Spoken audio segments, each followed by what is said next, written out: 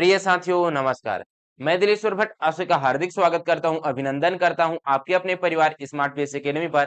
साथ ही मैं आशा करता हूं कि आप लोग स्वस्थ होंगे, मस्त होंगे, जबरदस्त होंगे और अपनी तैयारी में सजग रूप से बने होंगे।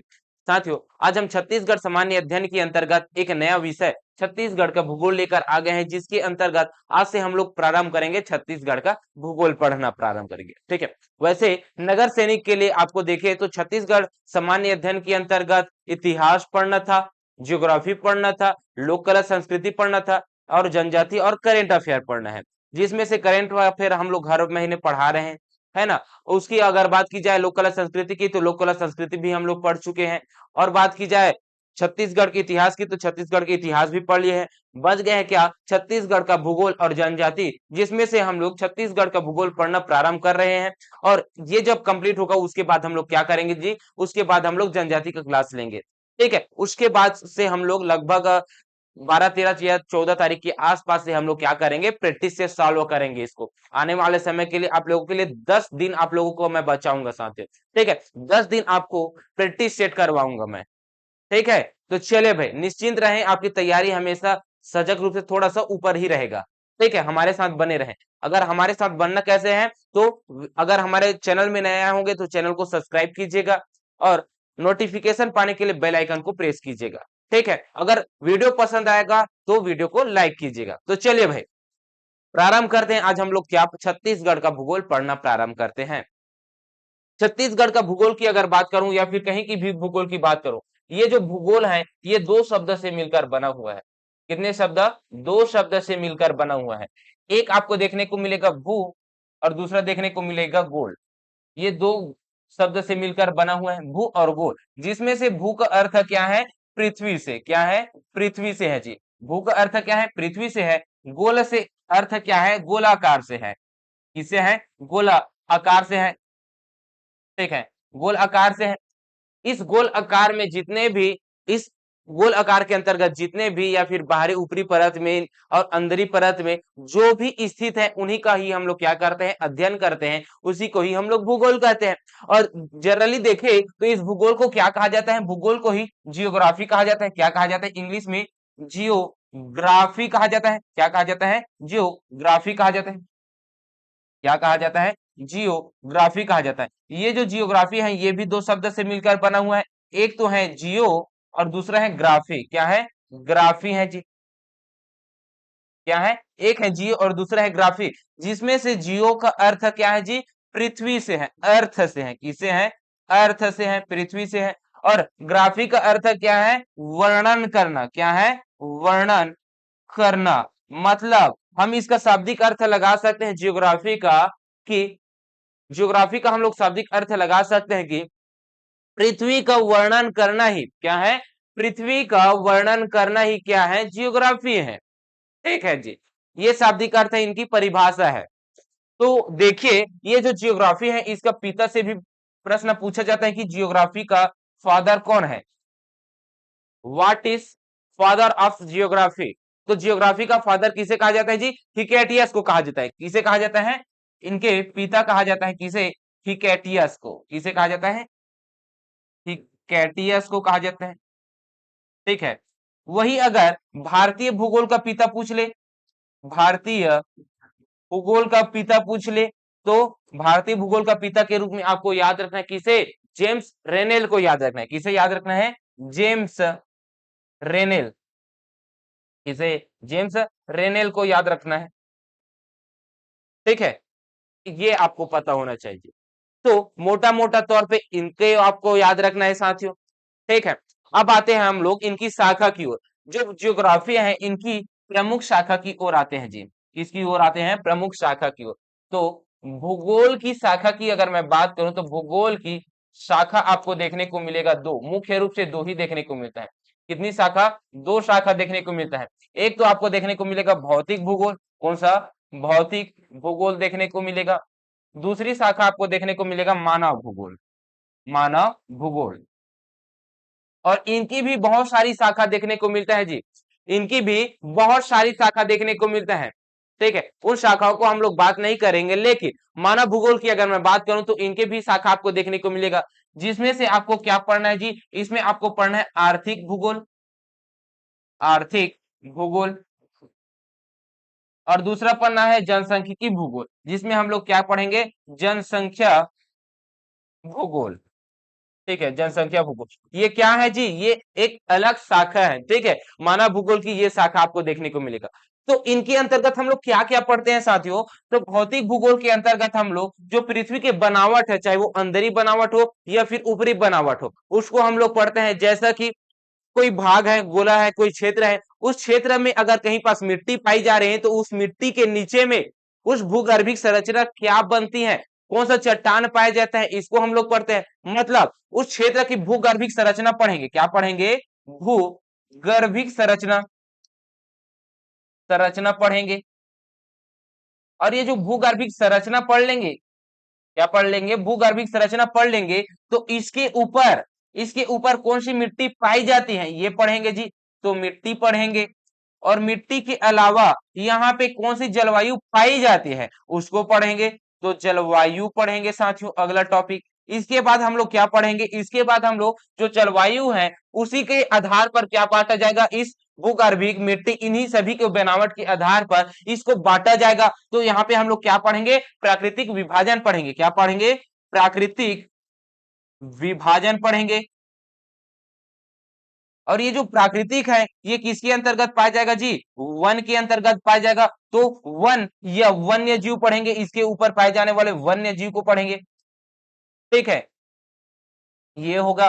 और ये जो वन है इसी के ही अंतर्गत, जो वन है उसमें ही पर्वत पठार पाया जाता है, तो उसको हम लोग प्राकृतिक विभाजन के अंतर्गत पढ़ेंगे। प्रमुख पर्वत है, पठार है, उन सभी को पढ़ेंगे। उसके साथ साथ यही जो पर्वत पठार है इसी से ही तो नदी निकलती है, तो नदी पढ़ेंगे जी, नदी अपवाह तंत्र पढ़ेंगे, नदियां पढ़ेंगे। ठीक है, और नदी के ही अंतर्गत हम लोग जो जलप्रपात निर्माण होता है, परियोजना निर्माण होती है, संचालित होते हैं, उसको हम लोग पढ़ते हैं जी। इसके अंतर्गत हम लोग क्या पढ़ते हैं, नदियां पढ़ते हैं। ठीक है, यहां तक क्लियर, कोई डाउट नहीं जी। ठीक, तो ये हम लोगों को पढ़ना है साथियों। ये कितने टॉपिक हो गए, 6 टॉपिक हो गए, 3 3 6 टॉपिक हो गए। ठीक है, इसके अंतर्गत आपको क्या याद रखना है, इसके अंतर्गत आपको याद रखना है कि आर्थिक भूगोल जो है इसके अंतर्गत हम लोग क्या पढ़ना है। तो आर्थिक भूगोल के अंतर्गत ऐसे टॉपिक है जो कि भूगोल से ही रिलेटेड है, लेकिन यह प्रति वर्ष आर्थिक सर्वेक्षण के डाटा यहाँ पे जारी होते हैं, उसके आधार पर हम लोग आर्थिक भूगोल पढ़ते हैं। जैसा कि मानव से जुड़ा हुआ हो, लेकिन उनके आर्थिक गतिविधियां, क्रियाकलापों से जुड़ा हो। जैसा कि वहां पे आपको देखने को मिलेगा क्या साथियों, विद्युत संरचना देखने को मिलेगा। क्या देखने को मिलेगा, विद्युत संरचना, विद्युत संपदा, क्या देखने को मिलेगा, विद्युत संपदा।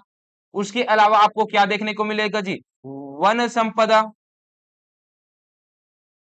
इसके अलावा क्या देखने को मिलेगा, उद्योग,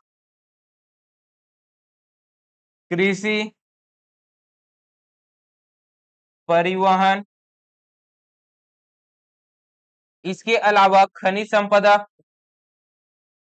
खनिज संपदा। ठीक है, विद्युत संपदा, वन संपदा, उद्योग हो गया, कृषि हो गया, परिवहन हो गया, खनिज संपदा हो गया। ये हमें पढ़ना है किसके अंतर्गत, ये हमें पढ़ना है आर्थिक भूगोल के अंतर्गत। ठीक है, वही जनसंख्या भूगोल की बात की जाए तो इनके अंतर्गत हमें सिर्फ और सिर्फ क्या पढ़ना है जी, जनसंख्या पढ़ना है, जनगणना पढ़ना है। क्या पढ़ना है, जनगणना पढ़ना है। ठीक है, ये जो जनगणना है इसके अंतर्गत आपको जनसंख्या घनत्व, जनसंख्या घनत्व, इसके अंतर्गत कुल जनसंख्या क्या है, कुल जनसंख्या क्या है, इस जनसंख्या का वर्गीकरण पढ़ेंगे। इसके साथ साथ हम लोग क्या पढ़ते हैं, शिक्षक, जो भी आपको देखने को मिलेगा, अनुसूचित जनजाति कौन सी है, जनजाति कौन सी है, ओबीसी इसके अंतर्गत है, कहाँ किस क्षेत्र में सर्वाधिक जनसंख्या पाई जाते हैं, ये सब डाटा हम किसके अंतर्गत पढ़ते हैं, जनगणना के अंतर्गत पढ़ते हैं जी। ठीक है, तो ये हमारा टॉपिक होने वाला है, इसको पढ़ेंगे। और इनको पढ़ने के लिए हमें बेसिक जानकारी होना चाहिए, जो कि हमारी छत्तीसगढ़ का सामान्य जानकारी है। इस छत्तीसगढ़ के सामान्य जानकारी के अंतर्गत हमें क्या क्या पढ़ना चाहिए साथियों, तो छत्तीसगढ़ सामान्य जानकारी है उसके अंतर्गत हमें क्या क्या पढ़ना चाहिए, छत्तीसगढ़ का सामान्य, सामान्य जानकारी, सामान्य जानकारी होना अति आवश्यक है उन सभी टॉपिकों को पढ़ने के लिए। जिसमें से अगर मैं बात करूं तो राज्य का निर्माण कैसे हुआ है, राज्य निर्माण संबंधी सामान्य परिचय आपको पता होना चाहिए। ये जो राज्य तो बन गया है, ये राज्य तो बन गया है, लेकिन एक भूभाग क्षेत्र में बना होगा तो उसकी भौगोलिक स्थिति क्या है, उसका विस्तार क्या है, उसको हमें पढ़ना है। तो भौगोलिक स्थिति उसकी क्या है और उनका विस्तार कहां तक है, और उनका विस्तार कहां तक है, ये हमें सामान्य जानकारी पता होना चाहिए। इसके अलावा अगर देखें तो इसके अलावा हमें जो क्षेत्रफल है, भौगोलिक स्थिति पता चल गया, विस्तार पता चल जाएगा तो उनका क्षेत्र हमें पता चल जाएगा। तो क्षेत्रफल संबंधी सामान्य परिचय, क्षेत्रफल संबंधी सामान्य परिचय, ठीक है।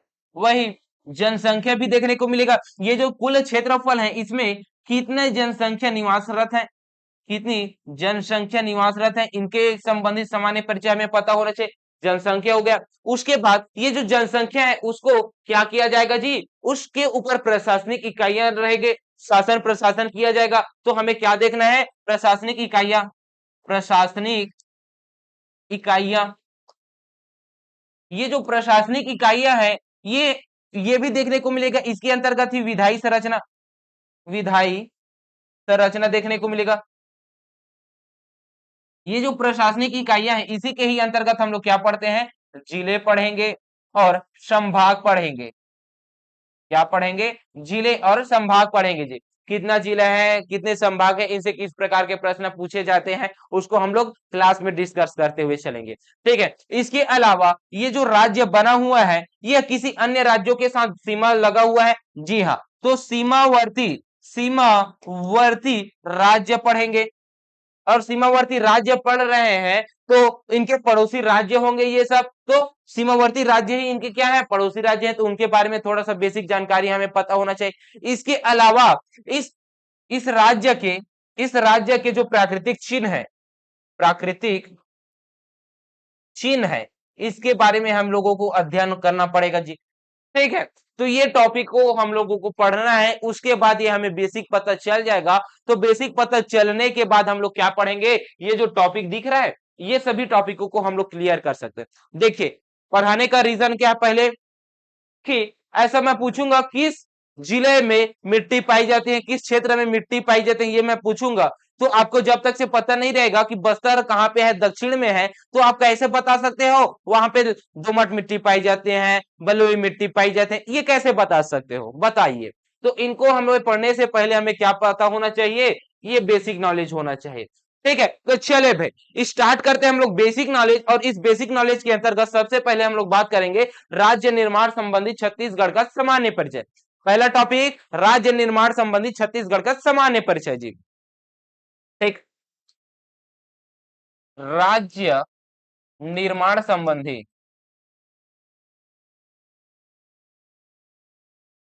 सामान्य परिचय।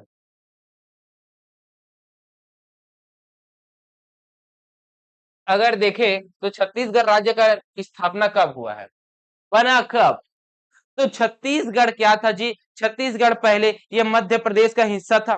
क्या था, मध्य प्रदेश का ये हिस्सा था। तो मध्य प्रदेश का हिस्सा था, इस वजह से क्या किया जाएगा जी, ये जो मातृ राज्य होंगे वो मध्य प्रदेश होगा। क्या है, मातृ राज्य। पहला बात करते हैं मातृ राज्य, मातृ राज्य कौन है, तो ये किससे किससे लगा हुआ था जी, हमारा मातृ राज्य है मध्य प्रदेश। कौन सा है, मध्य प्रदेश है। कौन सा है, मध्य प्रदेश है। मध्य प्रदेश से हम लोग आजादी के लगभग 44 वर्षों तक इसके क्या रहे हैं जी, इनके साथ में ही रहे हैं, ठीक है। 44 वर्षों के बाद हम लोग अलग हुए हैं, ठीक है। अब कोई भी राज्य हो उसको बनने के लिए, अलग होने के लिए क्या किया जाता है, एक विधेयक लाया जाता है। राज्य निर्माण के लिए एक विधेयक लाया जाता है, उस विधेयक का क्या नाम रहता है, या फिर विधेयक कहें या फिर अधिनियम कहें, क्या कहें, विधेयक कहें या फिर अधिनियम कहें, एक ही है, ठीक है। अब अधिनियम कौन सा है जी, तो अधिनियम आपको याद रखना है मध्य प्रदेश, मध्य प्रदेश पुनर्गठन, पुनर्गठन अधिनियम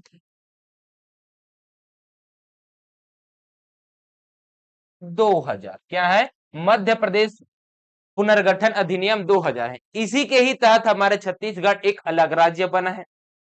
ठीक है, इस मध्य प्रदेश पुनर्गठन अधिनियम को अगले स्लाइड में हम लोग और अच्छे से डील करेंगे। और ये कोई राज्य को अलग करना है तो उसके लिए क्या किया जाता है?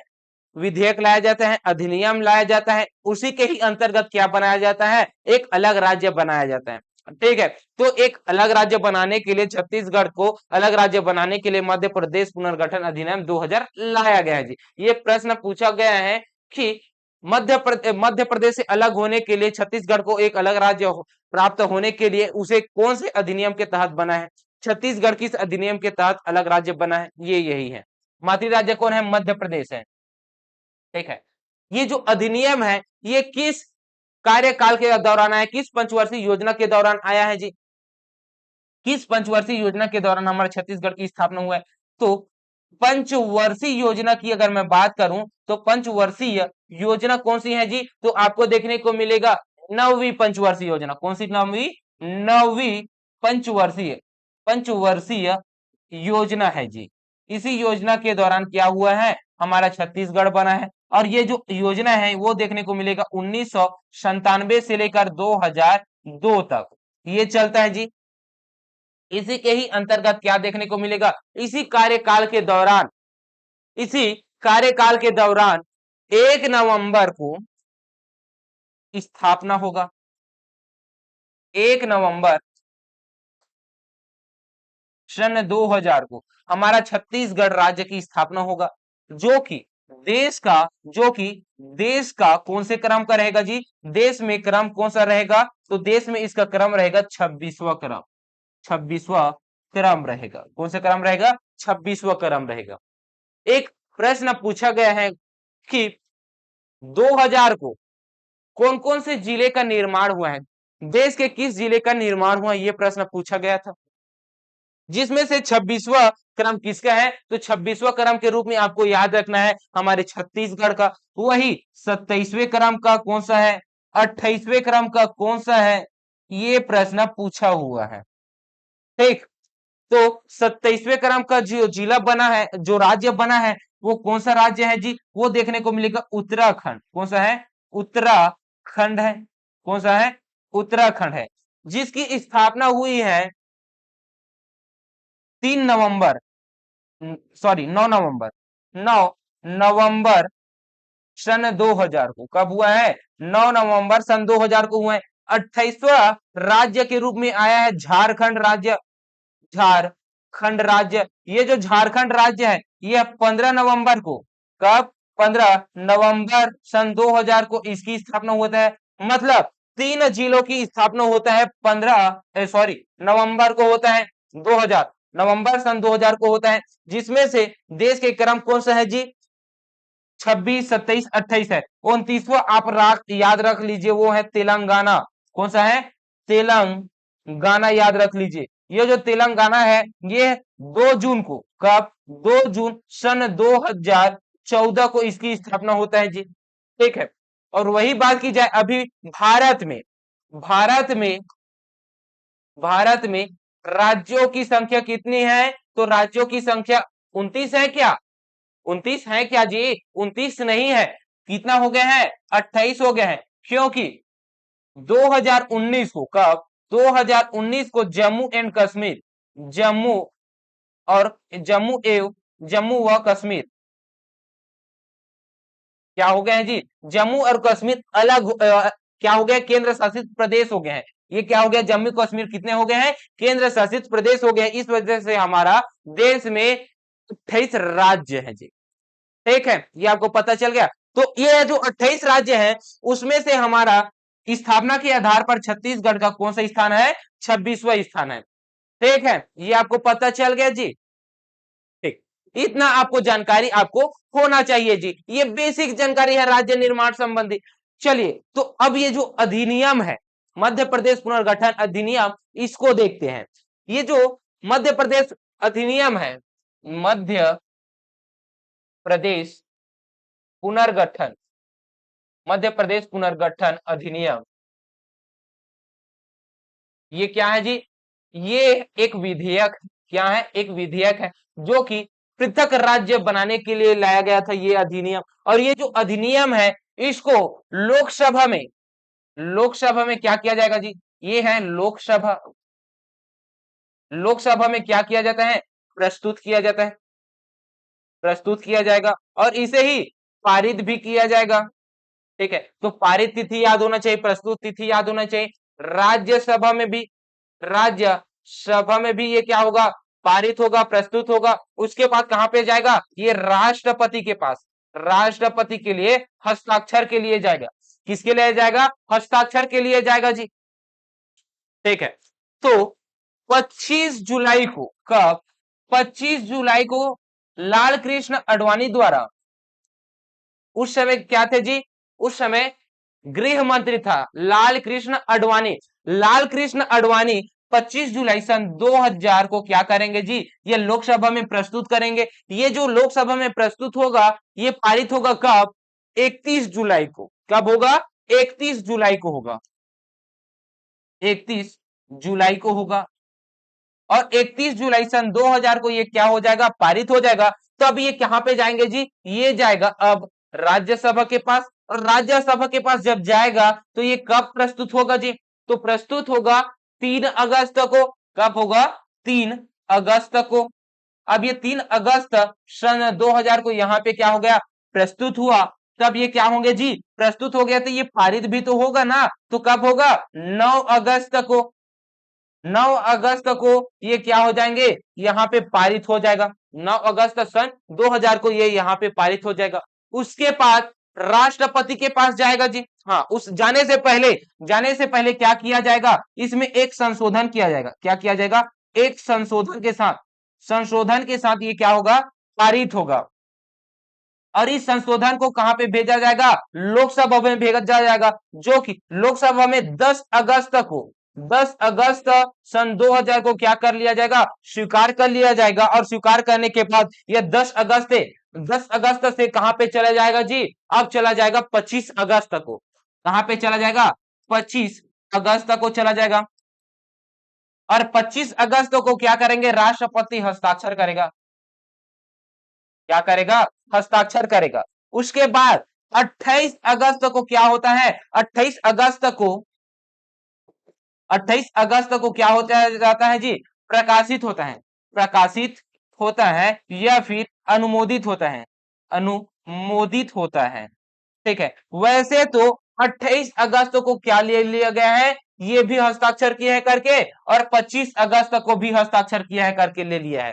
ठीक है, जिसमें से आयोग 28 अगस्त को लिया है, पीएससी आयोग बोल रहा हूं, और व्यापम 25 अगस्त को लिया है। तो स्वविवेक की शक्ति लगाना है, जिसके अकॉर्डिंग है उसको लगाना है इसमें जी। ठीक है, वैसे तो देखे जरूर 25 अगस्त को क्या होगा? हस्ताक्षर होगा। और प्रकाशन जो होगा उसका वो कब होगा? 28 अगस्त को होगा, मेरे अकॉर्डिंग, है ना। जो यहाँ पे देखने को मिला है वो है जी, लेकिन आयोग तो कुछ दूसरा ही लेता है जी। ठीक है, तो ये आपको देखना है जी। इसके बाद क्या होगा? 1 नवंबर को, 1 नवंबर को 2000 को क्या होगा? 26वां राज्य बनेगा हमारा छत्तीसगढ़ जी। ठीक है, तो छत्तीसगढ़ क्या बन गया? एक राज्य बन गया। ये आपको पता होना चाहिए। ठीक, अब अगला जो टॉपिक रखना है हमें, क्या रखना है वो याद रखना है। कौन सा है जी? राज्य की अब भौगोलिक स्थिति देखेंगे। क्या देखेंगे? राज्य की भौगोलिक स्थिति, स्थिति। और स्थिति को देखने के बाद विस्तार भी देखेंगे, स्थिति व विस्तार देखेंगे। ठीक है, तो स्थिति की अगर मैं बात कहूं तो स्थिति हम लोग कितने प्रकार से देख सकते हैं साथियों? ये पहले कहां पे स्थित है ये पहले बताइए। तो पहले ये कहां पे, किस देश में स्थित है? किस देश में स्थित है ये बताइए। उसके बाद किस देश कहां पे स्थित होता है? महाद्वीप में। कहा होता है? महाद्वीप में होता है। और महाद्वीप किस गोलार्ध में होता है? गोलार्ध में। ठीक है साथियों, तो छत्तीसगढ़ किस देश में स्थित है? भारत देश में स्थित है। किस देश में है? भारत देश में स्थित है जी। किसी को डाउट है क्या?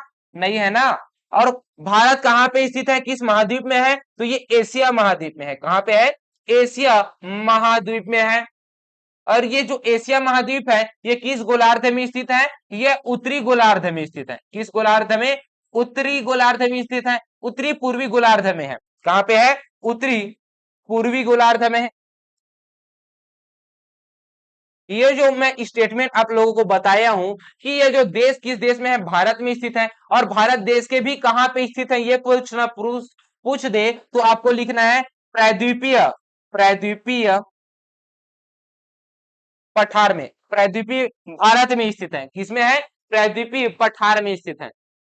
भारत के प्रायद्वीपीय पठार में यह स्थित है। ठीक है, प्रायद्वीपीय पठार में जी यहाँ पे स्थित है। एशिया महाद्वीप में कहा? तो एशिया महाद्वीप के अगर देखें तो एशिया महाद्वीप में आपको देखने को मिलेगा क्या जी? तो एशिया महाद्वीप के दक्षिणी एशिया में, दक्षिण एशिया में आपको देखने को मिलेगा।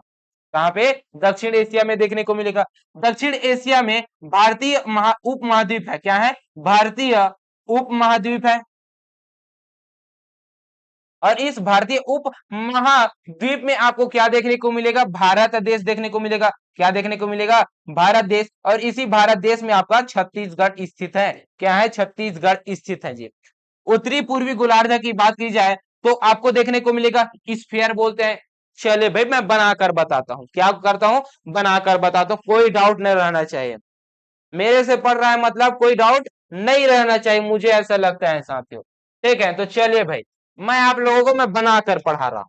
ये क्या है? ये अपना भारत देश है। और ये जो भारत देश है इसमें अगर देखें तो ये वाला जो हिस्सा है ये क्या हिस्सा है? ये है उत्तर पूर्वीय पर्वतीय क्षेत्र। ये क्या है? ये है पर्वतीय क्षेत्र है। ये क्या है? उत्तरी पूर्वी पर्वतीय क्षेत्र है। तो इसे हम लोग क्या कहते हैं साथियों? इसे हम लोग कहते हैं उत्तर का पर्वतीय प्रदेश। उत्तर भारत का पर्वतीय प्रदेश कहते हैं। पहला भागा ये हो गया। प्राकृतिक विभाजन कर रहे हैं भारत का। पहला प्राकृतिक विभाजन हो गया उत्तर भारत का पर्वतीय प्रदेश। दूसरा आपको देखने को मिलेगा यहाँ पे, ये कौन सा है? ये आपको देखने को मिलेगा उत्तर भारत का विशाल मैदान। कौन सा है? उत्तर भारत का विशाल मैदान। ये कौन सा क्षेत्र है? ये है उत्तर भारत का विशाल मैदान। उत्तर भारत का मैदान। ठीक है, ये दूसरा हो गया। तीसरा आपको देखने को मिलेगा यहीं पास, ये जो है वो कौन सा एरिया है? यहाँ पे आपको देखने को मिलेगा क्या? तो यहाँ पे आपको देखने को मिलेगा थार का मरुस्थल। तीसरा याद रख लीजिए, थार का मरुस्थल। ठीक है, ये कौन सा है? थार का मरुस्थल है। इसके बाद यहाँ पे आपको देखने को मिलेगा भारत कितने कितने सागर से घिरा हुआ है? तो यहाँ पे तीनों तरफ से घिरा हुआ है। इसी वजह से इसे क्या कहा जाता है? प्रायद्वीपीय पठार कहा जाता है। जिसमें से पश्चिमी हिस्से में कौन सा है? अरब सागर है। अरब सागर है जी। और ये जो पूर्वी हिस्सा है ये बंगाल की खाड़ी है। बंगाल की खाड़ी है। और ये आपको देखने को मिलेगा हिंद महासागर। हिंद महासागर। तो ये तीन महासागरों से घिरा हुआ है। जिसमें से अगर देखें तो ये अरब सागर है, ये आपको हिंद महासागर है, ये आपको बंगाल की खाड़ी नजर आ रहा है। तो ये तीनों तरफ से पानी जब आएगा तो ये जो किनारे वाला हिस्सा है ये भूमध्य क्षेत्र, भूभाग क्षेत्र है, इसमें क्या हो जाएगा? इसमें हो जाएगा तटीय मैदान का क्या हो जाएगा? तटीय मैदान का निर्माण हो जाएगा। तो ये जो वाला हिस्सा है इसे हम लोग क्या कहते हैं? तटीय प्रदेश कहते हैं। क्या कहते हैं? तटीय प्रदेश कहते हैं। तटीय मैदान, भारत का तटीय मैदान कहते हैं। तो कौन सा है? भारत का तटीय मैदान है। ठीक है, इसके अलावा देखें तो इसके अंतर्गत ये जो बचा हुआ जो क्षेत्र दिख रहा है ये कौन सा क्षेत्र है? ये है प्रायद्वीपीय पठार। क्या है? प्रायद्वीपीय पठार है। ये जो प्रायद्वीपीय पठार है ये कौन से क्रमांक का हो जाएगा? ये 5वें नंबर का हो जाएगा। इसके बाद ये जो सागर है इस सागर में आपको देखने को मिलेगा द्वीप समूह, जिसमें ये है लक्षद्वीप समूह, और यहाँ पे आपको देखने को मिलेगा अंडमान निकोबार द्वीप समूह। तो ये जो द्वीप समूह है इसको भी एक अलग प्राकृतिक प्रदेश में बांटा गया है। किसमें? द्वीप समूह में। द्वीप समूह में। तो बताइए आप छत्तीसगढ़ किस किस प्राकृतिक विभाजन के अंतर्गत आता है? तो आपको देखने को मिलेगा यहाँ पे हमारा छत्तीसगढ़ है, तो ये किसके अंतर्गत आता है? प्रायद्वीपीय पठार के अंतर्गत आता है। कोई डाउट? जो मैं बताया हूं उसमें कोई डाउट है? ना जी ना, बहुत क्लियर है सर। ऐसा ही तो क्लास हम खोजते हैं। जी हाँ सर, आपका हम कमजोरी जानते हैं तो सभी को हम लोग बताएंगे। अब महाद्वीप की बारी आती है, तो कितने महाद्वीप है हमारे भारत में, पूरे विश्व में जी? तो विश्व की मैं बात करूं तो विश्व में कितने महाद्वीप हैं? तो महाद्वीपों की संख्या की अगर मैं बात करूं तो महाद्वीप कितने हैं? तो यहाँ पे आपको देखने को मिलेगा 7 महाद्वीप। कितने महाद्वीप? 7 महाद्वीप देखने को मिलेगा जी। जिसमें से आपको देखने को मिलेगा ये है उत्तरी अमेरिका। कौन सा है? उत्तरी अमेरिका। और ये कौन सा है? ये है दक्षिणी अमेरिका। कौन सा है? दक्षिणी अमेरिका है। ठीक है, ये दक्षिणी अमेरिका है। इसी से ही लगा हुआ यहाँ पे छोटकू सा है यूरोप। कौन सा है? यूरोप है। ठीक है, और इन्हीं से ही लगा हुआ ये आपको देखने को मिलेगा विशाल, इस प्रकार से आपको देखने को मिलेगा जी। ये है बहुत बड़े भागों में ये फैला हुआ है। ठीक है, ये आपको देखने को मिलेगा। ये कौन सा है? ये है आपका एशिया महाद्वीप। कौन सा है? एशिया महाद्वीप। ठीक है, और इन्हीं से ही लगा हुआ यहाँ पे आपको देखने को मिलेगा कौन सा? ये आपको देखने को मिलेगा जो कि भारत के ही जो कि एशिया महाद्वीप के ही समान दिखता है। ये है आपका दक्षिण अफ्रीका। कौन सा है? दक्षिण अफ्रीका। अफ्रीका महाद्वीप क्या है? अफ्रीका महाद्वीप है। ये अफ्रीका महाद्वीप है। ठीक है, और यहीं से ही लगा हुआ यहाँ पे थोड़ा सा और ऐसा टाइप से है ना? यहां से लगा हुआ ये है कौन सा? ये है ऑस्ट्रेलिया महाद्वीप। कौन सा है? ऑस्ट्रेलिया। ऑस्ट्रेलिया महाद्वीप है। ठीक, और यहाँ पे आपको देखने को मिलेगा कौन सा? अंटार्कटिका महाद्वीप। कौन सा है? अंटार्कटिका महाद्वीप। अंटार्कटिका महाद्वीप। तो सभी महाद्वीपों को आपको पता चल गया कौन कौन सा महाद्वीप है? उत्तरी अमेरिका है, दक्षिणी अमेरिका है, अंटार्कटिका है, ऑस्ट्रेलिया है, और अफ्रीका महाद्वीप है, यूरोप महाद्वीप है, एशिया महाद्वीप है। तो ये जो 7 महाद्वीप है, इस 7 महाद्वीपों में से आप लोग बताइए कि भारत किस देश में स्थित है, किस महाद्वीप में स्थित है? तो भारत एशिया महाद्वीप में है। ये है कौन सा? ये है भारत। तो ये जो भारत है, ये देखिए, तो यह एशिया महाद्वीप के किस ओर है? तो ये एशिया महाद्वीप का कौन सा हो जाएगा? दक्षिण हो जाएगा। कौन सा हिस्सा हो जाएगा? दक्षिण हो जाएगा। ये पूर्वी हिस्सा हो जाएगा, ये उत्तरी हिस्सा हो जाएगा, और ये हो जाएगा कौन सा? ये हो जाएगा पश्चिमी हिस्सा। तो देव बताइए जी, भारत किस दिशा में स्थित है? दक्षिण में है, तो मतलब दक्षिण एशिया में है। और इस दक्षिण एशिया के अंतर्गत भारतीय उपमहाद्वीप है, इसी भारतीय उपमहाद्वीप के अंतर्गत भारत स्थित है। ठीक, इतना क्लियर? ये बताने की आवश्यकता नहीं है ना? जी हाँ सर, बिल्कुल अच्छे से हमें समझ आ रहा है। अब देखते हैं गोलार्ध में। अब देखते हैं हम लोग गोलार्ध में। गोलार्ध की बात करें तो थोड़ा सा आप लोगों को थोड़ा सा ऑनलाइन डिजिटल बोर्ड है जी, इसका फायदा तो उठाते हैं हम लोग। क्या करेंगे? इसका फायदा उठाएंगे। तो पृथ्वी कहाँ है भाई? देखते हैं पृथ्वी कहाँ है।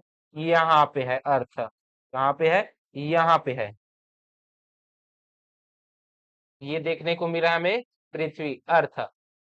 थोड़ा सा कम हो जाओ, ज्यादा हो गया है ना, थोड़ा सा कम, थोड़ा सा।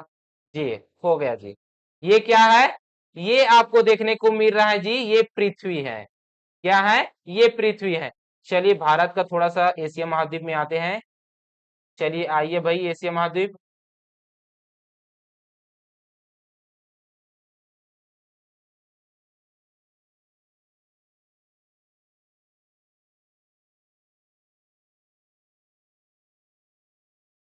ये आ गया, ये आ गया अपना भारत। कौन सा है जी? ये आ गया अपना भारत। एशिया महाद्वीप, ये क्या है? एशिया महाद्वीप है। ठीक है, क्लियर तो दिख रहा है जी? क्या है? क्लियर दिख रहा है। ठीक है, ये कौन सा है? एशिया महाद्वीप है। ठीक है, इसमें कोई डाउट? ना जी ना, डाउट नहीं है। क्या है? ये एशिया महाद्वीप है। ये जो एशिया महाद्वीप की बात की जाए तो यहाँ पे आपको देखने को मिलेगा भारत। तो ये भारत है। तो इस गोलार्ध की बात की जाए तो ये क्या है? एक गोला है। ये क्या है? एक गोला है जी। पृथ्वी क्या है? एक गोला है। और ये जो गोला है, इसकी अगर मैं बात करूं, ये जो गोला है, इसको दो भागों में अगर मैं बांट दूं, अगर मैं इसको दो बरोबर भागों में बांट दूं, कौन से? ये जो देखिए, ये देखिए, इसको मैं दो बरोबर हिस्सों में बांट दूं तो ये क्या हो जाएगा जी? गोलार्ध हो जाएगा। क्या हो जाएगा? गोलार्ध हो जाएगा। ये उत्तरी गोलार्ध हो जाएगा और ये दक्षिणी गोलार्ध हो जाएगा। अक्षांश में मैं बांटा हूं इसको, किसमें बांटा हूं? अक्षांश में बांटा हूं। तो ये क्या हो जाएगा? ये उत्तरी अक्षांश हो गया। कौन सा? उत्तरी गोलार्ध हो गया। क्या हो गया? उत्तरी गोलार्ध। और ये जो देखिए ये हो जाएगा दक्षिणी गोलार्ध। ये क्या हो जाएगा? दक्षिणी गोलार्ध हो जाएगा। ये क्या है? दक्षिणी गोलार्ध। ठीक है। यही अगर मैं इसको दक्षांशी अक्षांश के देशांतरी अक्षांश, सॉरी, दक्षांश में अगर देखे ऊर्ध्वाधर तरीके में इसको अगर मैं बांटू तो ये वाला जो हिस्सा होगा ये कौन सा होगा? पश्चिमी गोलार्ध। पश्चिमी गोलार्ध कौन सा हो जाएगा? पश्चिमी गोलार्ध। और ये वाला हिस्सा कौन सा हो जाएगा? ये हो जाएगा पूर्वी गोलार्ध। कौन सा हो जाएगा? पूर्वी गोलार्ध हो जाएगा जी। कौन सा है? पूर्वी गोलार्ध है। ठीक है। तो गोलार्ध के यहाँ पे 4 प्रकार देखने को मिलता है।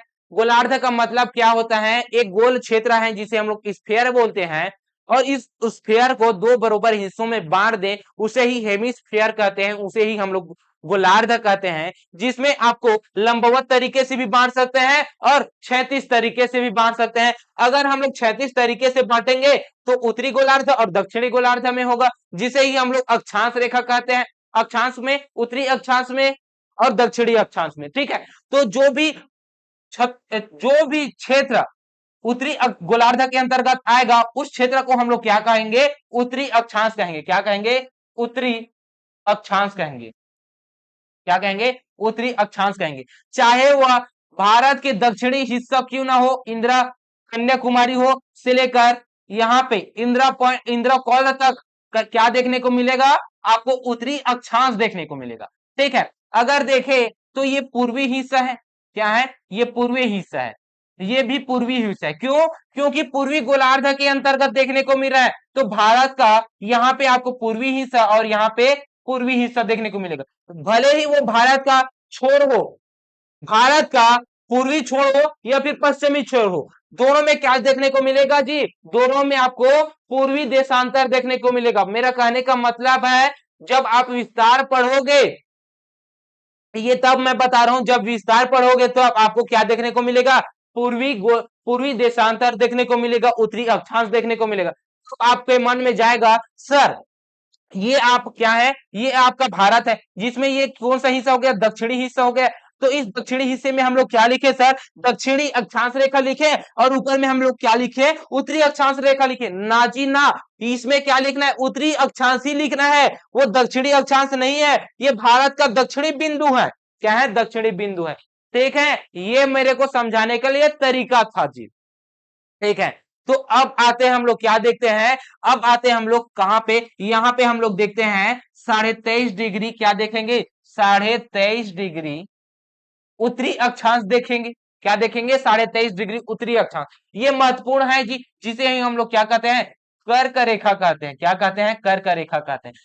जो कि भारत को 2 बराबर हिस्सों में बांटते हैं। उसी के साथ हम लोग यहाँ पे आप लोगों के साथ देखते हैं क्या? यहाँ पे देखते हैं 82.5 डिग्री, 82.5 डिग्री पूर्वी देशांतर। ये क्या है? भारतीय मानक समय रेखा। क्या है? भारतीय मानक समय रेखा है। मानक समय रेखा है, इसको हम लोग पढ़ेंगे। ठीक है। तो क्या क्या पढ़ना है ये ओवरव्यू तरीके से आप लोगों को मैं बता चुका। ठीक है सर, ये बता दिया अच्छे तरीके के साथ। तो चलिए भाई, अब हम लोग क्या देखेंगे? विस्तार देखेंगे। क्या देखेंगे? विस्तार देखेंगे। ठीक है। कहां अवस्थित है ये पता चल गया ना? उत्तर पूर्वी हिस्से में है। अब हम लोग क्या देखेंगे? विस्तार देखेंगे। किसका विस्तार देखेंगे? छत्तीसगढ़ का विस्तार देखेंगे। तो छत्तीसगढ़ का मैप इनपुट कराइए सर और विस्तार बताइए। ठीक। तो ये क्या है? छत्तीसगढ़ का मैप है। क्या है? छत्तीसगढ़ का मैप है। ठीक है। तो सर आपने बताया है यहाँ पे जो दक्षिण क्षेत्र है, इस दक्षिण क्षेत्र में अक्षांश रेखा होगा, और ये जो उत्तरी क्षेत्र है उसमें भी अक्षांश रेखा होगा। और देशांतरी विस्तार की बात की जाए तो यहाँ पे क्या होगा सर? पूर्वी देशांतर होगा। यहाँ पे भी पूर्वी देशांतर होगा सर। ये आप लोग हमें बताए हैं सर, अभी बताए जस्ट। जी हाँ, मैं बताया हूँ। तो अक्षांशी विस्तार की बात की जाए तो ये जो रेखा गुजर रहा है, ये जो रेखा गुजर रहा है अंतिम वाला, छत्तीसगढ़ का दक्षिणतम बिंदु जो कि सुकमा जिले से होकर गुजर रहा है। और ये बिंदु की अगर मैं बात करूं तो यहाँ पे आपको कोंटा दिखेगा। कोंटा तहसील है। ठीक है, तो बिंदु कौन सा होगा, कोंटा। यहां से आपको देखने को मिल रहा है एक रेखा, और इस रेखा को हम लोग कहते हैं 17 degree 46 minute, 17 degree 46 minute, 17 degree 46 minute उत्तरी अक्षांश, उत्तरी अक्षांश कहते हैं। क्यों कहते हैं अक्षांश, ये आप लोगों को मैं बता दिया हूं। कितना, 17 डिग्री 46 मिनट उत्तरी अक्षांश कहते हैं, जो कि छत्तीसगढ़ का दक्षिणतम बिंदु पे है जी। सुकमा जिला है, कोंटा तहसील है, बिंदु कौन सा है, कोंटा है। ठीक है, ये आपको पता चल गया, ये है। वही अगर उत्तरी अगर बात की जाए तो उत्तरी जो कर्क रेखा, सॉरी, जो उत्तरी में ही स्थित है आप लोगों के लिए अक्षांश रेखा, ये जो अक्षांश रेखा है वो कितना है जी, तो ये आपको देखने को मिलेगा 24 डिग्री, कितना, 24 डिग्री 5, 24 डिग्री 5 मिनट, 5 मिनट उत्तरी अक्षांश, उत्तरी अक्षांश देखने को मिलेगा। ये जो 24 डिग्री 5 मिनट उत्तरी अक्षांश है, यह बलरामपुर जिले से होकर गुजर रहा है। ये जो जिला है, ये कौन सा जिला है, बलरामपुर जिला है, जिसमें से इसका जो बिंदु है वो कौन सा है, रामानुजगंज, रामानुजगंज, कौन सा है, रामानुजगंज।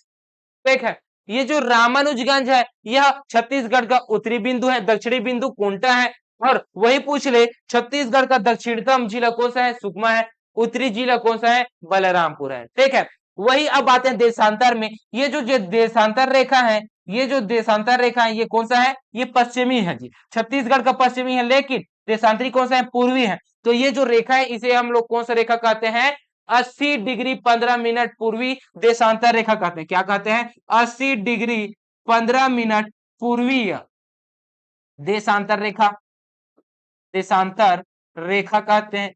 ये जो रेखा है ये कहां से गुजर रहा है, ये बीजापुर जिला से गुजर रहा है। कहां से, बीजापुर जिला से गुजर रहा है, जो कि इनका जो देखने को मिलेगा बिंदु वो देखने को मिलेगा भद्रकाली। कौन सा है, भद्रकाली है जी, कौन सा बिंदु है, भद्रकाली है। ठीक है, वही अगर देखे पूर्वी वाले हिस्से की, तो पूर्वी वाले हिस्से वाला जो जिला है वो है जशपुर जिला। कौन सा जिला है, जशपुर जिला, जिसका आपको बिंदु देखने को मिलेगा गिरला। कौन सा, गिरला देखने को मिलेगा जी। ठीक है, ये जो बिंदु है, ये जो रेखा है ये किसमें स्थित है जी, यहाँ पे आपको देखने को मिलेगा 80 डिग्री 15 मिनट पूर्वी देशांतर रेखा में भद्रकाली है। वहां से लेकर 84 डिग्री 25 मिनट, 84 डिग्री 25 मिनट पूर्वी देशांतर तक इसका विस्तार है, पूर्वी देशांतर तक इसका विस्तार आपको देखने को मिलेगा। ठीक है, तो पश्चिम से लेकर पूर्व तक की जो दूरी है वो कितना आपको देखने को मिलेगा, इसकी लंबाई कितनी है, पूर्व से पश्चिम, पूर्व से पश्चिम की दूरी कितनी है। तो पूर्व से पश्चिम की अगर दूरी की बात की जाए तो इनकी दूरी आपको देखने को मिलेगा, इसकी लंबाई आपको देखने को मिलेगा 700 से लेकर 800 तक जी। कितना से लेकर, 700 से लेकर 800 आपको देखने को मिलेगा किलोमीटर। ठीक है, वही अगर देखे उत्तर से दक्षिण, सॉरी, पूर्व से पश्चिम का कितना है, 435 है। कितना है, 435 है जी। कॉल आ रहा है उस तरफ, दिमाग हो रहा है इस तरफ। ठीक है, तो थोड़ा सा हो रहा है। उत्तर से दक्षिण की अगर लंबाई की बात की जाए तो उत्तर से दक्षिण की लंबाई आपको देखने को मिलेगा 700 से 800 किलोमीटर। कितना, 700 से 800 किलोमीटर देखने को मिलेगा जी। उत्तर से दक्षिण की लंबाई दूरी आपको पूछ लेगा तो कितना है, 700 से 800 किलोमीटर। वही पूर्व से पश्चिम की लंबाई अगर पूछे, दूरी पूछे, तो आपको लिखना है 435 किलोमीटर। ठीक है जी, तो यहाँ पे आपको विस्तार में बता दिया, स्थिति भी बता दिया। अब यहाँ पे आते हैं प्रमुख रेखा, जो मैं बोला हूं कर्क रेखा। यहाँ पे एक रेखा आपको देखने को मिलेगा, वो रेखा है कौन सा, कर्क रेखा। कौन सा है, कर्क रेखा जी। ये जो कर्क रेखा है ये 23.5 डिग्री है, 23.5 डिग्री उत्तरी अक्षांश रेखा है, जिसे हम लोग क्या कहते हैं, कर्क रेखा कहते हैं। तो चीफ के अकॉर्डिंग ये छत्तीसगढ़ के कितने जिलों के साथ गुजर रहे हैं, तो ये जिला कौन सा है, मनेन्द्रगढ़, चिरमिरी, भरतपुर है, ये कोरिया है, ये सूरजपुर है और ये बलरामपुर है। तो 4 जिलों से कौन गुजर रहे हैं जी, कर्क रेखा 4 जिलों से होकर गुजर रहा है। कितने, 4 जिला से होकर गुजर रहे हैं। वही अगर बात की जाए देशांतरी रेखा की, तो यहाँ पे आप लोगों को देखने को मिलेगा कौन सा रेखा, देशांतर रेखा जी।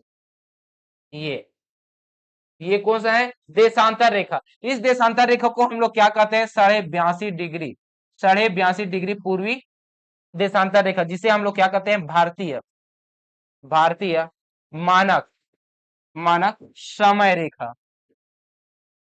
ये कितने जिलों के साथ गुजर रहा है जी? तो ये कोरिया सूरजपुर जिला, कोरबा जिला, जांजगीर चांपा जिला, बलौदाबाजार जिला, महासमुंद जिला और गरियाबंद। मतलब ये 7 जिले से गुजर रहा है। कितने जिले? 7 जिले से गुजर रहा है।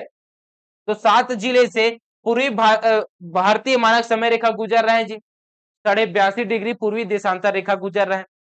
कर्क रेखा कितने जिलों के साथ गुजर रहा है? तो कर्क रेखा गुजर रहा है 4 जिलों के साथ। देशांतर रेखा गुजर रहा है, भारतीय मानक समय रेखा गुजर रहा है 7 जिलों के साथ। तो देखिए जी, यहाँ पे जो कटान बिंदु आपको देखने को मिल रहा है, ये कहाँ पे देखने को मिल रहा है? ये कोरिया जिले में देखने को मिल रहा है। तो दोनों का कटान बिंदु आपको कोरिया जिले में देखने को मिलेगा। ठीक है, तो कर्क रेखा भी हो गया और यहाँ पे 82.5 डिग्री पूर्वी देशांतर रेखा भी हो गए। ठीक है, अब आगे आते हैं। अगला जो सामान्य परिचय देखेंगे छत्तीसगढ़ का, वो क्षेत्रफल से संबंधित देखेंगे। किसे? क्षेत्रफल से संबंधित सामान्य परिचय। ये जो क्षेत्रफल है, भारत का जो क्षेत्रफल है, वो क्षेत्रफल कितना है? कुल क्षेत्रफल कितना है जी? तो कुल क्षेत्र की अगर बात की जाए तो इनका डाटा आपको ज्यादा देखने को मिलता है। 3-4 डाटा देखने को मिलता है। एक तो देखने को मिलता है 1,35,192 वर्ग किलोमीटर, 1,35,192 वर्ग किलोमीटर देखने को मिलता है। दूसरा आपको देखने को मिलेगा 1,35,191 वर्ग किलोमीटर। अब तीसरा देखने को मिलेगा आप लोगों के लिए 1,35,196 वर्ग किलोमीटर। कितना? 196 वर्ग किलोमीटर। तो ये है क्या सर? एक देश है, एक राज्य है, इसका 3-3 डाटा देखने को मिल रहा है। जी हाँ। क्यों? क्योंकि 1,35,192 वर्ग किलोमीटर यह 2011 जनगणना के अनुसार है। 2011 जनगणना के अनुसार है। इसके अनुसार 2011 जनगणना के अनुसार है 1,35,191 वर्ग किलोमीटर, यह 2001 जनगणना के अनुसार है। ठीक है, वही अगर बात की जाए 1,35,196 वर्ग किलोमीटर की, तो यह जो प्राकृतिक विभाजन करते हैं ना, तो उनके आधार पर है। तो प्राकृतिक विभाजन के आधार पर, प्राकृतिक विभाजन के आधार पर ये आपको देखने को मिलेगा इनका क्षेत्रफल। ठीक है, ये जो क्षेत्रफल है, यह जो क्षेत्रफल है, ये देश के कितना प्रतिशत भूभाग है? तो देश में इनका प्रतिशत अगर देखें, क्षेत्रफल का कुल प्रतिशत कितना आपको देखने को मिलेगा? 4.11% है। अब 32,87,263 वर्ग किलोमीटर है, वो अपने आप में 100% है। उस 100% में छत्तीसगढ़ का योगदान कितना है? 4.11% का। और ये मध्य प्रदेश से अलग होकर बना है। तो मध्य प्रदेश का कितना प्रतिशत भाग अलग होकर छत्तीसगढ़ राज्य बना है? तो 47% अलग होकर यह बना हुआ है। तो छत्तीसगढ़ मध्य प्रदेश का कितना प्रतिशत भाग अलग होकर अलग राज्य बना है? 30.47%। ठीक है, अब ये जो क्षेत्रफल है, इसके आधार पर, क्षेत्रफल के आधार पर देश में कौन से क्रम का है? देश में क्रम कौन सा है? क्रम की अगर बात की जाए क्षेत्रफल के आधार पर, तो किस क्षेत्र में, किस क्रम में इसका स्थान देखने को मिलेगा? 9वां स्थान देखने को मिलेगा। कौन सा स्थान? 9वां स्थान देखने को मिलेगा। तो क्षेत्रफल संबंधित आपको इतना सारा डाटा याद रखना है साथी। ठीक है, अब आते हैं हम लोग अगला, जो कि आपको देखने को मिलेगा जनसंख्या। जनसंख्या संबंधित सामान्य परिचय। तो छत्तीसगढ़ के कुल जनसंख्या कितना है जी? अभी तो देखे तो अभी तो 3 करोड़ से भी पार पहुंच गया है, लेकिन जनगणना नहीं हुआ है। हम लोग आर्थिक सर्वेक्षण के आधार पर हम लोग पढ़ रहे हैं कि 3 करोड़ का पार चल रहा है करके, लेकिन 2011 जनगणना के अनुसार, क्योंकि 2021 में जनगणना होना था, कोरोना वजह से नहीं हो पाया, तो 2011 जनगणना के अनुसार आपको पढ़ना है। तो इसके अनुसार आप पढ़ोगे तो छत्तीसगढ़ का जो जनसंख्या है वो कितना है? 2 55 45 2 55 45 198 याद रखना है 198। 2,55,45,198 जनसंख्या है छत्तीसगढ़ की कुल 2011 जनगणना के अनुसार में है जी। ठीक है, ये जो जनसंख्या है इस जनसंख्या के आधार पर हमारा देश में कौन सा स्थान है, देश में स्थान तो 28 राज्यों में से हमारा छत्तीसगढ़ का स्थान है 16वां स्थान। कौन सा है, 16वां स्थान है साथियों। ठीक, और ये जो देश है इस देश में हमारे देश में छत्तीसगढ़ का योगदान कितना है जनसंख्या के आधार पर, योगदान प्रतिशत में इनका योगदान कितना है जी, तो योगदान अगर देखे तो कितना प्रतिशत का है, 2.11% का योगदान है। ठीक है, जो देश की कुल जनसंख्या है उसमें छत्तीसगढ़ का कितना प्रतिशत हिस्सा है, 2.11%। ठीक है, जिसमें से शहरी जनसंख्या कम है और ग्रामीण जनसंख्या अधिक है। ठीक, ये आपको देखने को मिलेगा। इतना आपको याद रखना है जनसंख्या से संबंधित। अगला आपको याद रखना है प्रशासनिक इकाइयां, और प्रशासनिक इकाइयों के अंतर्गत हम लोग जिले देखेंगे, जिले के अलावा हम लोग क्या देखेंगे, संभाग देखेंगे। तो राज्य निर्माण से संबंधित देखने को मिलेगा, राज्य निर्माण के भी पहले क्या था और अभी वर्तमान में क्या है ये हमें देखने को मिलेगा। तो उससे पहले हम लोगों को क्या पढ़ लेना चाहिए, विधायी संरचना पढ़ लेना चाहिए। क्या पढ़ लेना चाहिए, विधायी संरचना। विधायी संरचना की अगर मैं बात करूं तो यहाँ पे आपको विधायी संरचना के अंतर्गत देखने को मिलेगा, क्या देखने को मिलेगा, विधायी संरचना क्या होती है, राज्यसभा होता है, राज्य सभा seat, Lok Sabha seat, Lok Sabha seat. तो छत्तीसगढ़ में कितने राज्यसभा सीट है जी, 5 सीट है। कितने हैं, 5 सीट। कितने सीट, 5 सीट है। ठीक है, लोकसभा सीट की अगर मैं बात करूं तो लोकसभा सीट कितने हैं, 11 सीट है। कितने सीट है, 11 सीट है। इसमें आरक्षण का मामला है, क्या है, आरक्षण का मामला है जी। अब आरक्षण है जिसमें से अनरिजर्व का सीट कितना है और एसटी का सीट कितना है और एससी का सीट कितना है, ये आपको देखने को मिलता है। तो अनरिजर्व सीट आपको देखने को मिलेगा 6 सीट, एससी एसटी सीट आपको देखने को मिलेगा 4 सीट, एससी सीट देखने को मिलेगा 1 सीट, मतलब 11 सीट आपको लोकसभा में देखने को मिलेगा, छत्तीसगढ़ के लोकसभा में। ठीक है, तो कुल सांसदों की संख्या कितनी होगी, कुल सांसदों की संख्या कितना होगा, तो कुल सांसदों की संख्या आपको देखने को मिलेगा कितना देखने को मिलेगा, 16। ये राज्यसभा और लोकसभा को मिला देंगे तो 16 हो जाएगा। ठीक है, अब आते हैं कौन सा, विधायी संरचना, विधानसभा में आते हैं, कौन से, विधान सभा में। अब विधानसभा सीटें कितनी है जी, तो विधानसभा सीटें की बात की जाए तो 90 सीटें हैं, और इसमें क्या है, आरक्षण का मामला है, क्या है, आरक्षण का मामला है। और आरक्षण है कितना, आरक्षण की अगर नजर करें तो अनरिजर्व कितने सीट है, एसटी को कितने सीट है और एससी को कितने सीट प्राप्त है, तो अनरिजर्व को 51 सीट, कितना, अनरिजर्व को 51 सीट, एसटी को 29 सीट, कितने सीट, 29 सीट, और एससी को 10 सीट का क्या है, प्रावधान है जी। तो ये क्या है, विधायी संरचना है, क्या है, विधायी संरचना है। ये प्रश्न पूछेगा छत्तीसगढ़ की जो विधानसभा सीट है उसमें से एससी को कितने सीट का प्रावधान रखा गया है, आरक्षण दिया गया है, तो 10 सीट। ठीक है साथियों, चले भाई अब आते हैं किसमें, प्रशासनिक इकाई में, प्रशासनिक इकाई में।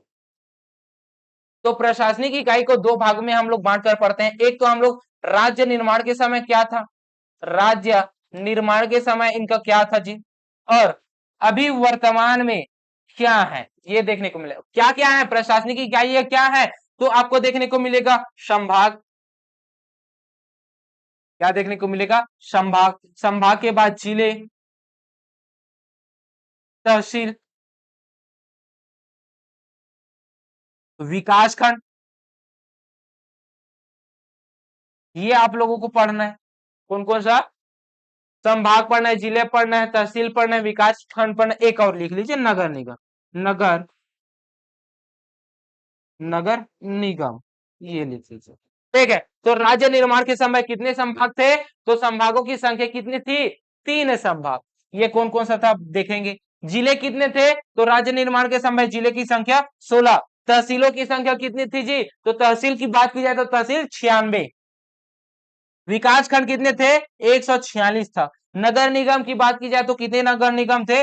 10 नगर निगम थे। अभी वर्तमान में कितने तहसील हैं? तो संभागों की संख्या की बात की जाए तो अभी वर्तमान में 5 संभाग हैं। अभी वर्तमान में कितने जिले हैं? 33 जिले हैं। अभी वर्तमान में कितने तहसील हैं? तो अभी 251 तहसील हैं। अभी अभी कितने विकास खंड है? तो विकास खंड तो जरूर है, विकास नाम है, लेकिन अपने नाम के अनुसार ये खरा नहीं है, क्योंकि ये उतना ही है, 146 ही है। विकास खंड 146 का 146 ही है। नगर निगम की बात की जाए तो नगर निगम कितने हैं? तो अभी वर्तमान में 14 नगर निगम है। ठीक है, इतना आपको पता चल गया जी। तो ये जो जिला है, संभाग है, तहसील है, इसको हम लोग देखते हैं। जो प्रशासनिक इकाइयां हैं, जो इससे बार बार प्रश्न पूछेगा, ये संभाग और जिले से प्रश्न पूछता है। ठीक है, तो ये जो संभाग है, ये जिले है, उसको हम लोग देखते हैं। सबसे पहले हम लोग बात करेंगे संभाग की। किसकी बात करेंगे? संभाग की बात करेंगे। ठीक है, 55 मिनट 56 मिनट, ठीक है, बहुत अच्छा है, इतना चलेगा। ठीक, क्योंकि कम समय में अधिक से अधिक क्या करें, हम लोग कंटेंट प्रोवाइड करने की प्रयास कर रहे हैं। ठीक है, क्योंकि आप लोगों का एग्जाम समय बहुत कम है और इस समय में आपका रिवीजन फटाफट तरीके से होना चाहिए। इस वजह से मैं इतना ज्यादा चल रहा हूँ जी, नहीं तो मैं और स्लो हो सकता। यहाँ तक कि 2 क्लास लेता मैं, यहाँ तक जितने भी पढ़ाए उतने तक मैं 2 क्लास लेता मैं। ठीक है, तो ये आप लोगों के लिए मैं इतना अच्छा रफ्तार के साथ चल रहा हूँ साथियों। ठीक है, क्योंकि आपका एग्जाम के मद्देनजर रखते हुए मैं चल रहा हूँ। ये पुलिस के लिए भी इंपॉर्टेंट है। एक बच्चा मैंने उससे कल पूछा है कि सर ये पुलिस में भी हम लोग पढ़ सकते हैं क्या? जी हाँ, हम लोग इसको पुलिस में भी पढ़ सकते हैं। ठीक है, ताकि आप लोगों को क्या हो सके, अच्छे तरीके के साथ यहाँ पे तैयार हो सके। अब ऐसा नहीं है छत्तीसगढ़ का जीएस आएगा तो छत्तीसगढ़ जीएस के अंतर्गत सभी को तो हमें पढ़ना है, चाहे वो उनके क्वेश्चनों की संख्या में भले ही कम हो, क्वेश्चनों की संख्या में भले ही कम हो, लेकिन ये छत्तीसगढ़ का जीएस के अंतर्गत ये तो हिस्सा ही है ना, तो इसे भी तो हमें पढ़ना है। जी हाँ, ये भी आप लोगों के लिए क्या है जी, अच्छे तरीके के साथ ये भी तैयारी करते हुए चलिए। और जब भी सिलेबस आए तभी हम लोग पढ़े, ऐसा मत सोचिए। आप लोग सिलेबस आने से पहले आप लोग क्या करें, तैयारी करना प्रारंभ कर दीजिए। ये आपका एक बार तैयार हो जाएगा, कंटेंट बन जाएगा, तो अगले बार जब हम लोग पढ़ाएंगे पुलिस का जब आएगा तब मैं और अलग से क्लास उसके लिए लाऊंगा जी, अलग क्लास लाऊंगा, जिसमें से आपका क्या होते जाएगा और रिवीजन होते जाएगा। दो जब आप 2 बार पढ़ोगे ना, तो आपको कोई भी एग्जाम हो क्रैक कर सकते हो। पहले बार अच्छे एग्जाम अच्छे तरीके के साथ नोट्स वोट्स बनाते हुए चलिएगा, और जब एग्जाम सिलेबस आएगा तो सिलेबस आने के आधार पर हम लोग सिलेबस के अकॉर्डिंग पढ़ाएंगे, जिसमें से आपका और भी अत्यधिक रिवीजन हो जाएगा और अच्छे से तैयार हो जाएगा। ठीक है, तो चलिए ज्यादा समय व्यर्थ नहीं करेंगे क्योंकि समय कम है। छत्तीसगढ़ का संभाग देखते हैं, कितने संभाग है जी? छत्तीसगढ़ में संभागों की संख्या कितनी है? तो अभी संभागों की संख्या की बात की जाए वर्तमान में, तो वर्तमान में कितने संभाग है? 5 संभाग हैं। कितने संभाग है? 5 संभाग है। ठीक है, गठन के आधार पर अगर देखें तो गठन के आधार पर जो 5 संभाग है, इसमें से अगर देखें तो सबसे सबसे प्राचीन संभाग कौन सा है? तो सबसे प्राचीन संभाग की अगर मैं बात करूं तो सबसे प्राचीन संभाग आपको देखने को मिलेगा कौन सा? वो आपको देखने को मिलेगा रायपुर। कौन सा है? रायपुर है। क्योंकि ये जो रायपुर संभाग है, यह कब बना है जी? ये बना है 1862 में। कब बना है? 1862 में बना है। तो छत्तीसगढ़ का सबसे छोटा सबसे नवीनतम सबसे नवीन नवीन संभाग अगर पूछ ले तो नवीन संभाग कौन सा है जी छत्तीसगढ़ का? तो वो है दुर्ग संभाग। कौन सा है? दुर्ग संभाग। ये जो दुर्ग संभाग है ये कब बना है? तो ये बना है आप लोगों के लिए 2013 में। कब बना है? 2013 में। ठीक है, इसके अलावा और क्या पूछेगा? जनसंख्या के आधार पर पूछेगा। क्या पूछेगा? छोटा बड़ा जनसंख्या के आधार पर। तो जनसंख्या के आधार पर देखें, जनसंख्या के आधार पर अगर देखें तो यहाँ पे आपको क्या देखने को मिलेगा? छोटा संभाग। क्या देखने को मिलेगा? छोटा संभाग। और एक देखने को मिलेगा बड़ा संभाग। क्या देखने को मिलेगा? बड़ा संभाग। तो कौन सा संभाग जनसंख्या के आधार पर सबसे छोटा है और कौन सा संभाग जनसंख्या के आधार पर सबसे बड़ा संभाग है। तो सबसे छोटा संभाग बात की जाए जनसंख्या के आधार पर तो वो है बस्तर संभाग। कौन सा है? बस्तर संभाग। ठीक है, वही बड़े संभाग की बात की जाए जनसंख्या के आधार पर तो आपको देखने को मिलेगा बिलासपुर, बिलासपुर संभाग। कौन सा? बिलासपुर संभाग। एक आपको देखने को मिलेगा किसके आधार पर? क्षेत्रफल के आधार पर। क्षेत्रफल के आधार पर छोटा बड़ा पूछेगा, तो क्षेत्रफल के आधार पर छोटा बड़ा पूछता है। कौन सा पूछता है? छोटा संभाग पूछेगा, बड़ा संभाग पूछेगा, तो आपका जवाब क्या आएगा? तो क्षेत्रफल के आधार पर सबसे बड़ा संभाग लेना है बस्तर संभाग को। किस संभाग को? बस्तर संभाग को। और क्षेत्रफल के आधार पर सबसे छोटा संभाग पूछे तो आपको लेना है दुर्ग संभाग को। किसे लेना है? दुर्ग संभाग को। ठीक है साथियों, तो क्षेत्रफल के आधार पर सबसे छोटा संभाग दुर्ग संभाग और सबसे बड़ा संभाग वो है सबसे क्षेत्रफल के आधार पर सबसे बड़ा संभाग सबसे छोटा। अच्छा ये उल्टा लिख दिया मैं, ये लिखना था छोटा संभाग कौन था? दुर्ग है। बड़ा कौन सा है? बड़ा है बस्तर है। वही अगर एक और प्रश्न पूछेगा संभाग से किस प्रकार का, कौन से संभाग में सबसे सबसे अधिक अधिक जिले हैं, तो सबसे अधिक जिले वाला संभाग कौन सा है? तो ये संभाग आपको याद रखना है, वो संभाग है बिलासपुर संभाग। कौन सा संभाग? बिलासपुर संभाग। बिलासपुर संभाग में कितने जिले? बिलासपुर संभाग में कितने जिले? तो बिलासपुर संभाग में 8 जिले हैं। कितने जिले? 8 जिले। सबसे कम जिला अगर पूछे तो सबसे कम जिला आपको याद रखना है कौन सा है? वो याद रखना है रायपुर संभाग। रायपुर संभाग, रायपुर संभाग। और रायपुर संभाग में कितने जिले हैं? तो इसके अंतर्गत 5 जिले आते हैं। कितने जिले? 5 जिले आते हैं जी। अभी हम लोग थोड़ा सा और आगे बढ़ेंगे, इतना आपको बेसिक फैक्ट याद रख लीजिए। कौन सा संभाग किस जिले के अंतर्गत आता है, जब जिले में पढ़ाऊंगा अगले स्लाइड में तब आपको मैं बताऊंगा जी। ठीक है, जिसमें से चलिए बता ही देता हूं क्या है, इसको रखूं। ठीक,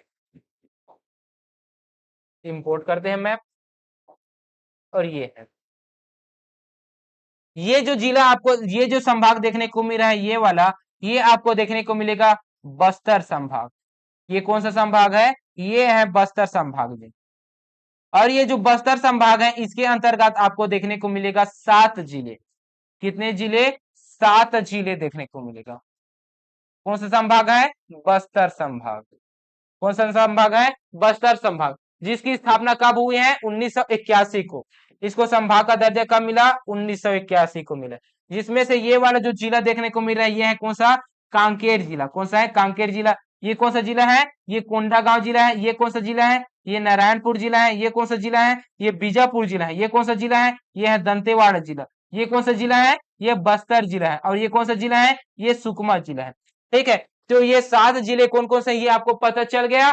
ठीक है साथियों, अब आगे बढ़ते हैं और ये जो अगला जो ये जिला है, ये अगला संभाग है, ये हमें देखने को मिलेगा।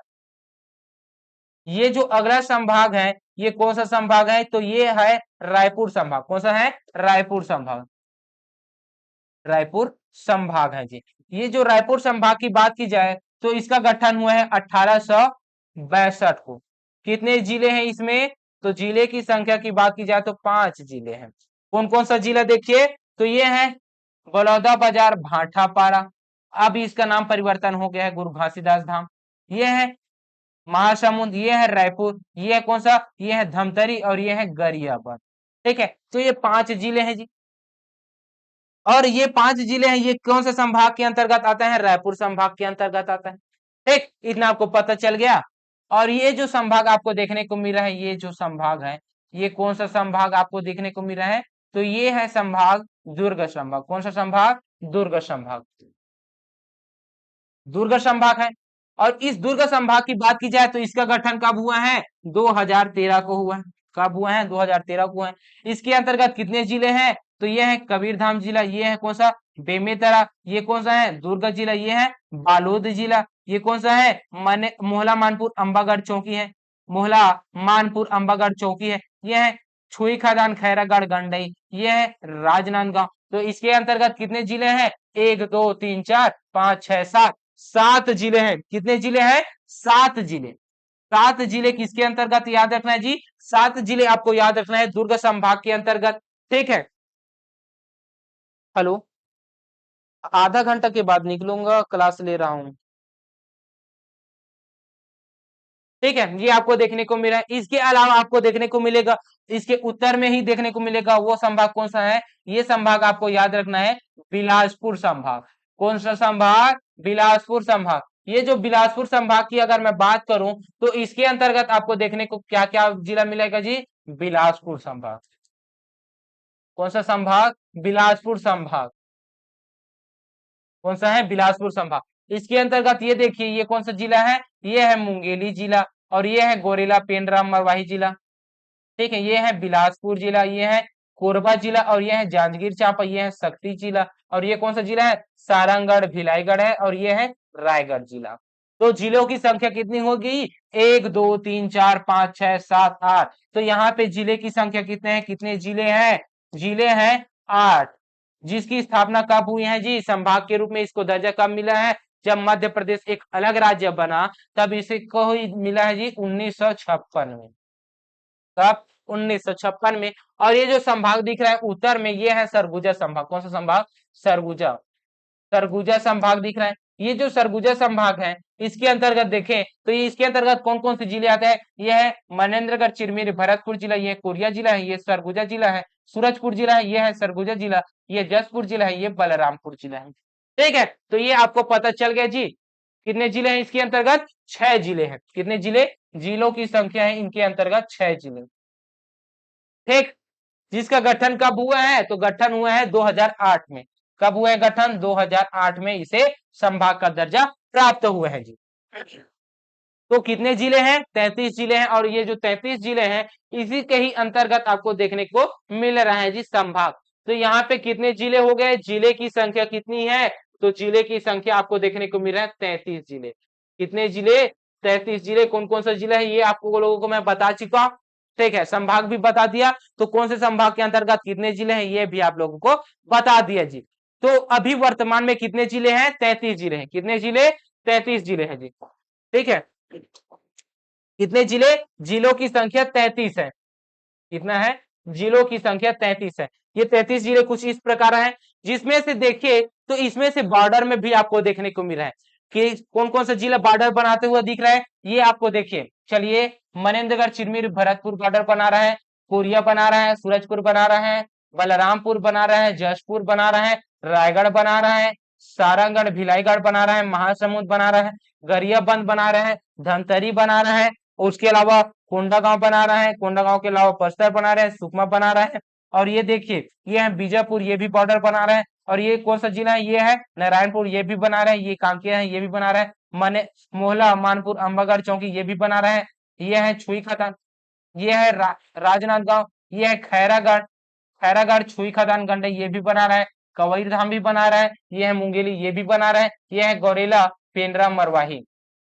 ठीक है, तो ये कितने जिले आप लोगों के लिए भू अवेष्टित जिला बना रहा है? कितने जिले सीमावर्ती जिला है? सीमावर्ती जिले की अगर मैं बात करूं तो कितने जिले सीमावर्ती जिले हैं? 22 जिले हैं। कितने जिले हैं? 22 जिले हैं। तो भू अवेष्टित जिले कितने हैं? ये आपको देखने को मिलेगा दंतेवाड़ा। बस्तर संभाग में सॉरी, बस्तर संभाग में एक ही जिला देखने को मिलेगा जो भू अवेष्टित जिला है। सरगुजा संभाग के अंतर्गत एक जिला देखने को मिलेगा जो भू अवेष्टित जिला है, वो है सरगुजा। ठीक है, तो 2 जिले आपको देखने को मिलेगा जो भू अवेष्टित जिला है। उसके अलावा बिलासपुर में देखने को मिलेगा, यह है कोरबा जिला, यह है बिलासपुर जिला, ये कौन सा है? जांजगीर चांपा जिला, जांजगीर, और यह है शक्ति जिला। इसके अलावा आपको देखने को मिलेगा 4 जिले।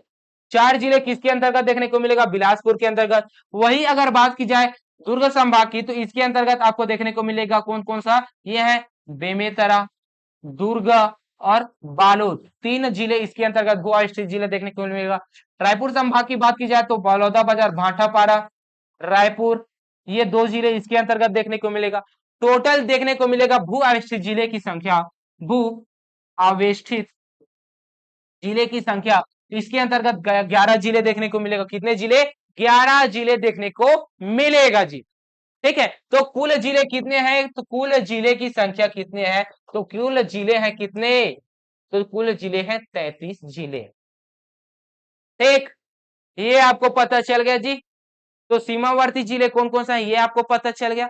जी हाँ सर, ये जो 33 जिला है इसके अंतर्गत अगर देखें तो भू अवेशित जिला है और तटीय वाला सीमावर्ती जिले देखने को मिल रहे हैं, जिसमें से आपको देखने को मिलेगा ये वहां यहाँ पे एक राज्य देखने को मिलेगा, वो है आंध्र प्रदेश। कौन सा है? आंध्र प्रदेश।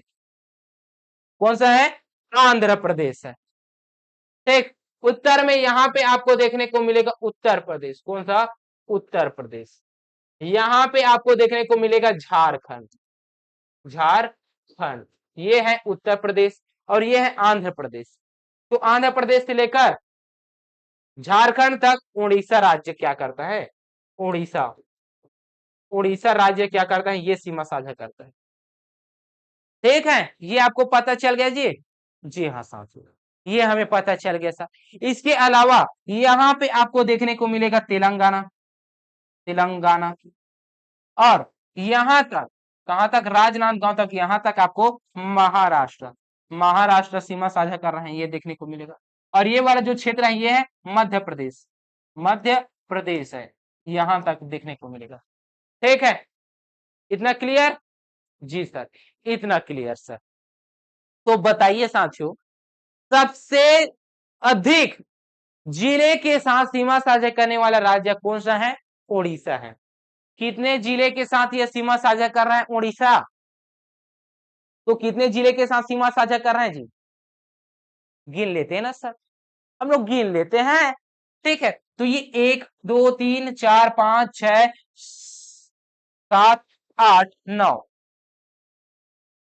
कैसे हो रहा है? देखिए ज्यादा हो रहा है। 1 2 3 4 5 6 7 8 9, ठीक है तो है, ये 10 हो रहा था उतना समय। 9 जिले के साथ कौन सीमा साझा कर रहा है? 9 जिले के साथ उड़ीसा राज्य सीमा साझा कर रहा है। कौन? उड़ीसा राज्य 9 जिले के साथ सीमा साझा कर रहा है। ठीक है, आंध्र प्रदेश एक जिले के साथ, सुकमा जिले का साथ। उत्तर प्रदेश एक जिले के साथ। झारखंड 2 जिले के साथ। महाराष्ट्र तेलंगाना 2 जिले के साथ। वही महाराष्ट्र की बात की जाए तो 1 2 3 4 5, 5 जिले के साथ। मध्य प्रदेश 1 2 3 4 5 6 7 8 9 होना चाहिए।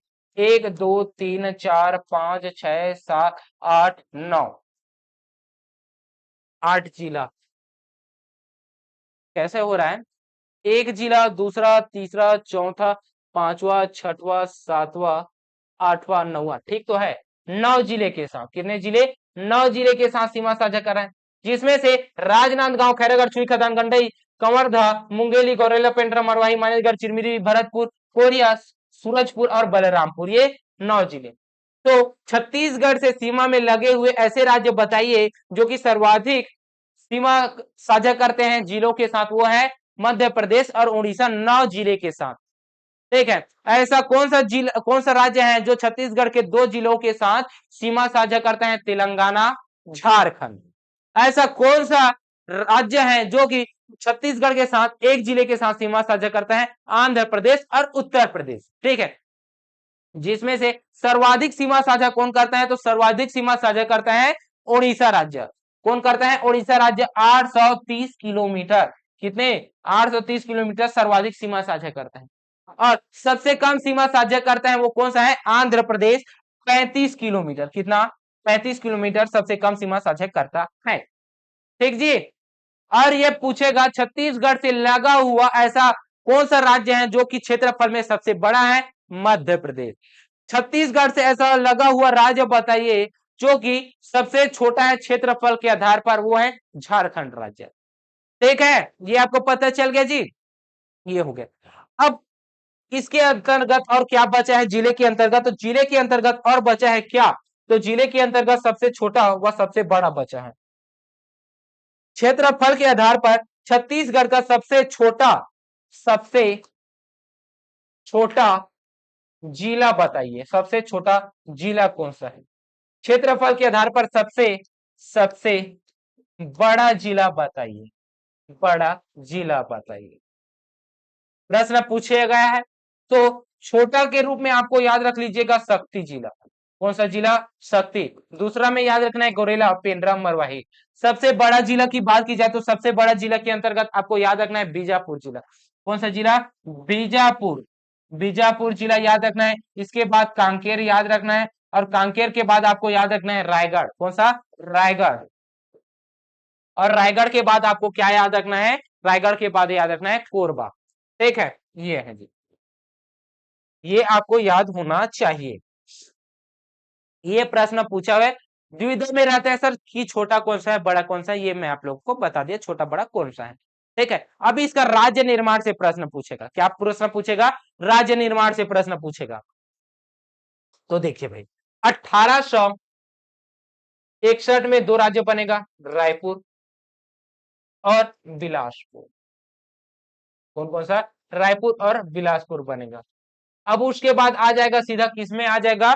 1900 में आ जाएगा। किसमें आ जाएगा? 1900 में आ जाएगा। और 1906 में, 1906 में कौन सा राज्य बनेगा? दुर्ग राज्य, दुर्ग जिला बनेगा। कौन सा जिला? दुर्ग जिला बनेगा। उसके बाद 1900 कब आ जाएगा जी? 1948 आ जाएगा, जिसमें तीन जिले बनेंगे। कब? 1948 में तीन जिले बनेगा, जिसमें से रायगढ़ बनेगा, क्योंकि आजादी हो गया जी। आजादी होने के बाद रियासतों का विलय किया, और विलय करने के बाद क्या बनाएगा? जिले बनाएगा, जिसमें से रायगढ़ हो गया, सरगुजा और बस्तर हो गया। ये तीन जिले बनेगा। उसके बाद 1973 आएगा, और 1973 में राजनांदगांव, राजनांदगांव बनेगा। ठीक है, राजनांदगांव। उसके बाद आएगा 1998, क्योंकि अब इसको क्या बनाना है? अलग राज्य बनाना है, और अलग राज्य बनाने के लिए सिर्फ और सिर्फ 7 जिले के साथ हम लोग नहीं जा सकते। इस वजह से क्या बनाएगा? यहाँ पे 9 जिले बनेगा। कितने जिले? 9 जिले बनेंगे, जिसमें से अगर देखें तो 9 जिले कौन कौन से हैं, तो आप लोग याद रख लीजिएगा। महासमुंद, धमतरी, महासमुंद हो गया, धमतरी हो गया, कांकेर हो गया, कांकेर, कोरिया, कोरिया, कोरबा, कंवरधा। K4 याद सकते हैं, K4 के अंतर्गत ये याद रख सकते हैं। उसके अलावा J2 याद रख सकते हैं, जांजगीर, जांजगीर, चांपा और जसपुर, और जसपुर, जसपुर, ये याद रख लीजिएगा। ठीक है, इसके अलावा दंतेवाड़ा भी तो याद करना है ना, दंतेवाड़ा, दंतेवाड़ा। ठीक है जी, ये याद रख लीजिएगा। 9 जिले, 1 2 3 4 5 6 7 8 9, 1 2 3, हाँ ठीक है, ठीक है, ठीक है, एकदम मस्त। 16 जिले हो गए। यही जो 16 जिले हैं, इन्हीं 16 जिलों के आधार पर क्या बनाया जाएगा जी? अलग राज्य बनाया जाएगा। उसके बाद राज्य बनने के बाद 2007 में, कब? 2007 में 2 जिले का निर्माण किया जाएगा, जिसमें से एक का नाम है बीजापुर जिला, और दूसरे का नाम है नारायणपुर जिला। कौन सा? नारायणपुर जिला। उसके बाद सीधा सीधा आ जाते हैं 2012, और 2012 में भी 9 जिले बने जाएंगे। कितने जिले? 9 जिले बने जाएगा, जिसमें से अगर देखे तो 9 जिले बनेंगे कौन कौन से? सूरजपुर जिला, सूरजपुर जिला, बलरामपुर जिला, बलरामपुर जिला, सूरजपुर हो गया, बलरामपुर हो गया। उसके अलावा आपको याद रखना है मुंगेली जिला। कौन सा? मुंगेली जिला। मुंगेली के अलावा बालोद जिला, मुंगेली हो गया, बालोद हो गया, बेमेतरा याद रखना है। किसे याद रखना है? बेमेतरा, बेमेतरा याद रखना है। इसके बाद आपको याद रखना है कौन सा? गरियाबंद, गरियाबंद जिला। ठीक, अब गरियाबंद के बाद आपको क्या याद रखना है साथियों? तो गरियाबंद के बाद आपको याद रखना है सुकमा जिला। कौन सा? सुकमा, सुकमा जिला। और सुकमा के बाद आपको याद रखना है कौन सा? कोंडागांव, कोंडागांव जिला। ठीक, ये हो गया 1 2 3 4 5 6 7 8, एक जिला और कौन सा है? सूरजपुर हो गया, बलरामपुर, मुंगेली, बालोद, बेमेतरा, गरियाबंद, सुकमा, कोंडागांव। आपको और क्या याद रखना है जी? बलौदा बाजार। क्या याद रखना है? बलौदा बलौदा बाजार, ये जिला याद रखना है। तो ये 2012 का है। अब 2012 के बाद जो अगला सन आएगा वो कौन सा आएगा, जो अगला सन आपको याद रखना है 2020। कौन सा, 2020 याद रखना है। ये जो 2020 है इसमें आपको देखने को मिलेगा गौरेला पेंड्रा, गौरेला पेंड्रा मरवाही याद रखना है। कौन सा, गौरेला पेंड्रा मरवाही याद रखना है। उसके बाद आपको याद रखना है जो कि 2021 में घोषणा होता है, कब होता है, 2021 में घोषणा होता है और 2022 में भी होता है घोषणा। ठीक है, जिसमें से अगर देखें तो 2021 से लेकर 22 तक, 2021 से लेकर 22 तक जो बना हुआ है जिला है, उसमें अगर देखें तो इसके अंतर्गत आपको देखने को मिलेगा मोहला मानपुर, मोहला मानपुर, अंबागढ़ चौकी, अंबागढ़ चौकी एक। दूसरा आपको याद रखना है कौन सा, दूसरा आपको याद रखना है सारंगढ़, सारंगढ़, सारंगढ़ भिलाईगढ़ ना, सारंगढ़ चल ज्यादा हो रहा है ना इस वजह से, सारंगढ़ याद रखना है। आपको याद रखना है मनेन्द्रगढ़ चिरमिरी भरतपुर, ये हो गया तीन आपको यहाँ पे देखने को मिल गया। इसके अलावा आपको याद रखना है कौन सा जिला, मोहला मानपुर, अंबागढ़ चौकी, सारंगढ़ भिलाईगढ़, मनेन्द्रगढ़ चिरमिरी भरतपुर, खैरागढ़ छुई खदान गंडई, खैरागढ़ छुई खदान गंडई। ठीक है, और लास्ट में जो जिला आपको याद रखना है वो है शक्ति जिला। कौन सा जिला, शक्ति जिला लास्ट का जिला है। ठीक है, 33वें नंबर का जिला कौन सा है, 33वें नंबर का जिला है शक्ति जिला। ठीक, तो ये है पूरा 33 जिला और 33 जिलों को मैं आप लोगों को बता दिया साथियों। ठीक है, तो पड़ोसी राज्य भी हो गए, यहाँ पे आप लोगों को सभी देखने को मिल गया जी। अब क्या आपको देखने को मिलेगा, अब आपको देखने को मिलेगा क्या, तो अब आप लोगों को देखने को मिलेगा अगला टॉपिक जो कि रहने वाला है प्रतीक चिन्ह। क्या रहने वाला है, प्रतीक चिन्ह रहने वाला है जी। ठीक है, तो प्रतीक चिन्ह को देखें तो छत्तीसगढ़ का जो प्रतीक चिन्ह है, मैप तो नहीं ला पाया मैं, प्रतीक चिन्ह का मैप तो नहीं ला पाया, कैसे करूं, प्रतीक चिन्ह को तो नहीं ला पाया, प्रतीक चिन्ह का मैप नहीं ला पाया मैं, तो प्रतीक चिन्ह का जितने भी चिन्ह रहता है उसको मैं यहाँ पे शो नहीं करवा पाऊंगा। ठीक, तो ऐसा करते हैं, टाइम भी होगा, 1.5 घंटा भी हो गया, कल प्रतीक चिन्ह को कर लेंगे, भूगर्भिक संरचना को कर लेंगे और मिट्टी को कर लेंगे। ठीक है, तो आपको यह आज का क्लास कैसा लगा कमेंट करके बताएंगे। अगर आपको यह क्लास पसंद आया होगा तो वीडियो को लाइक कीजिएगा, हमारे चैनल में नए आए होंगे तो चैनल को सब्सक्राइब कीजिएगा और क्या कीजिएगा, कमेंट करके हमारा मनोबल बढ़ाइएगा। ठीक है साथियों, तो चलिए मिलते हैं नेक्स्ट क्लास में, तब तक के लिए जय हिंद, जय भारत, जय छत्तीसगढ़।